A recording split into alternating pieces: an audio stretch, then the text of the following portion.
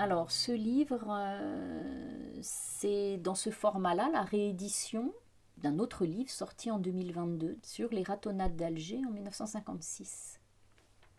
Cette histoire, pour moi, c'est une histoire de racisme. Et avant de faire ce livre, c'est un événement que j'ai découvert en lisant la presse, tout bêtement en lisant Le Monde de l'époque, dans les années 90, quand je faisais ma thèse. Et donc j'avais lu un article dans Le Monde du 1er janvier 1957 racontant que à Alger, le samedi 29 décembre 1956, il y avait eu des violences exercées à l'encontre des musulmans, disait plutôt le journaliste, le long d'un cortège d'obsèques. Alors, cet événement, il est important symboliquement parce que la personne qu'on enterre ce jour-là, qui s'appelait Amédée Froger, est un leader de l'Algérie française à l'époque.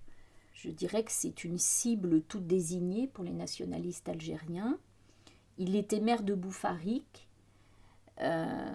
qui est dans le langage des nostalgiques, la perle de la Mitidja. Donc la Mitidja, c'est la grande vallée agricole dans l'arrière-pays d'Alger, une trentaine de kilomètres d'Alger. Il a géré un domaine agricole, il commercialise des engrais au moment où il est tué. Donc il est représentant de la réussite agricole du point de vue de l'Algérie française, mais évidemment de la spoliation fondamentale du côté des Algériens.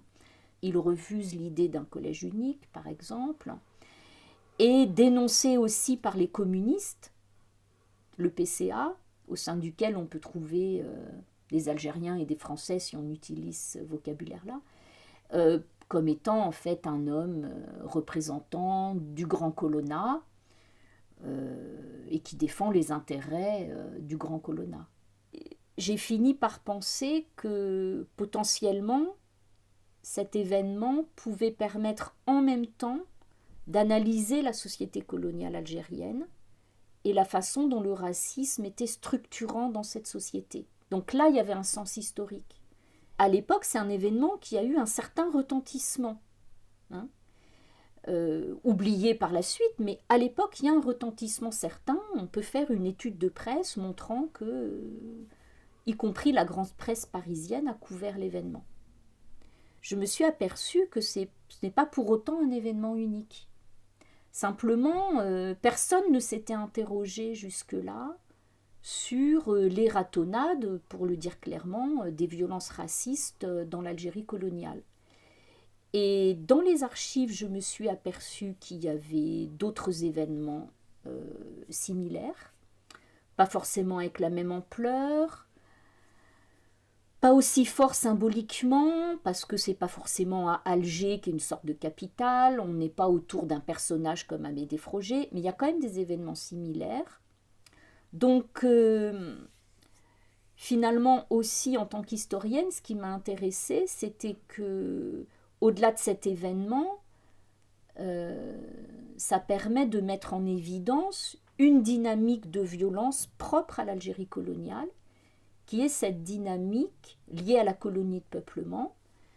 En Algérie, c'est connu, en 1954, il y a environ 1 million de Français d'Algérie, 8 millions d'Algériens.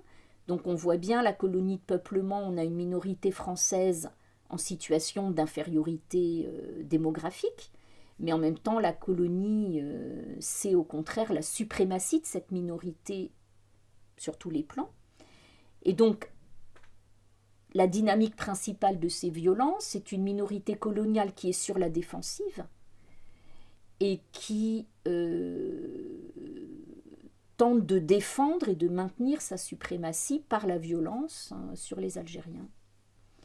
Les renseignements généraux à Alger surveillaient de très près les mobilisations pro-Algérie française. En 1956, il faut rappeler, quelques mois avant l'attentat qui tue Froger, que Guy Mollet est venu à Alger, qu'il a été accueilli par des manifestations très hostiles. On se souvient de ça comme étant la journée des tomates. Mais en fait, pendant Quelque temps après, une bonne quinzaine de jours, il y a encore des manifestations à Alger qui sont contre Paris. Et Froger était l'un des meneurs de ces manifestations. Donc les RG, en fait, le surveillaient comme militant pro-Algérie française.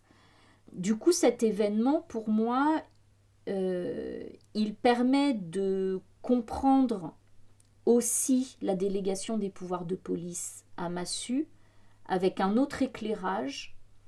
Parce qu'en général, on dit que le général Massu et la 10e DP, division parachutiste, obtiennent les pouvoirs de police pour lutter contre le FLN à Alger.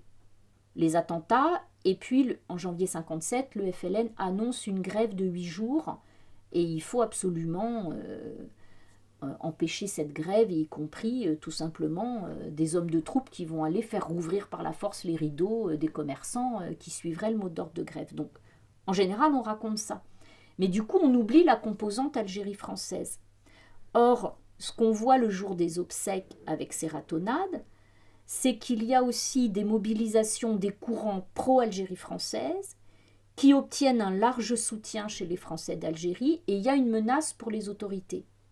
De ce point de vue, donner les pouvoirs de police aux parachutistes, c'est tenter de restaurer une confiance. Donc, au sein des autorités à Alger, et donc possiblement à Paris, il y a la crainte que les mobilisations pro-Algérie française dégénèrent et mettent le pouvoir en danger. Je ne trouve pas, dans toute la documentation que j'ai consultée, des individus identifiés comme étant les auteurs des ratonnades. Parce que les violences sont collectives et suffisamment massives pour que, à l'époque, on ne repère pas des gens. En plus, on est quand même dans une logique où on ne va pas enquêter sur des partisans de l'Algérie française, même s'ils sont dans la cible des autorités, c'est quand même pas eux les ennemis. Donc, après les obsèques, il y a des informations judiciaires qui sont ouvertes, mais elles aboutissent toutes à des non-lieux. Donc, je pensais que je trouverais peut-être des acteurs identifiés comme impliqués dans les ratonnades, avec effectivement la possibilité de suivre leur trajectoire pour dire « regardez », et à la fin de la guerre, on les retrouve à l'OAS. Donc, je n'ai pas trouvé ça. En revanche, j'ai trouvé autre chose qui m'intéresse quand même en lien avec l'histoire de l'OAS, c'est que on éclaire une société, une minorité coloniale, avec sa mentalité finalement, sa position de minorité coloniale sur la défensive. Et ça permet de comprendre l'OAS, au sens où ça permet de comprendre pourquoi et comment en 1961 et 1962, l'OAS a pu se développer et agir. Parce qu'elle est dans un environnement social tout à fait favorable. On peut imaginer que c'est très lointain, mais moi j'y vois un rapport total, et notamment dans la candidature d'Éric Zemmour, il y a toute une argumentation qui puise en fait dans l'Algérie française, ne serait-ce que l'idée du grand remplacement. On ne peut pas s'empêcher de penser qu'il doit y avoir un lien avec cette minorité coloniale française en Algérie qui dénonçait ou qui craignait la submersion démographique algérienne. Pour moi, il y a une lutte contre le racisme qui n'a jamais été menée. Alors, la connaissance de l'histoire peut-elle y contribuer ? Je suis un peu désillusionnée à ce sujet, parce que les historiens ont quand même documenté l'histoire de la colonisation, l'histoire de la guerre, l'histoire de la torture, depuis longtemps. Donc c'est difficile de faire le deuil de cette idée que la connaissance de l'histoire peut être utile à la lutte contre des idées telles que celles de l'extrême droite, mais je pense que ça ne suffit pas non plus, évidemment. Je sais bien qu'on ne fait pas de l'histoire pour faire de la morale, mais il me semble qu'il y a quand même des choses qui s'appellent des valeurs, et que l'antiracisme devrait être partagé et faire consensus. Et c'est pas du tout ce que j'ai rencontré autour du livre. Et ça m'a beaucoup choquée, et c'est très révélateur pour moi de l'évolution négative de notre société. C'est une régression pour moi.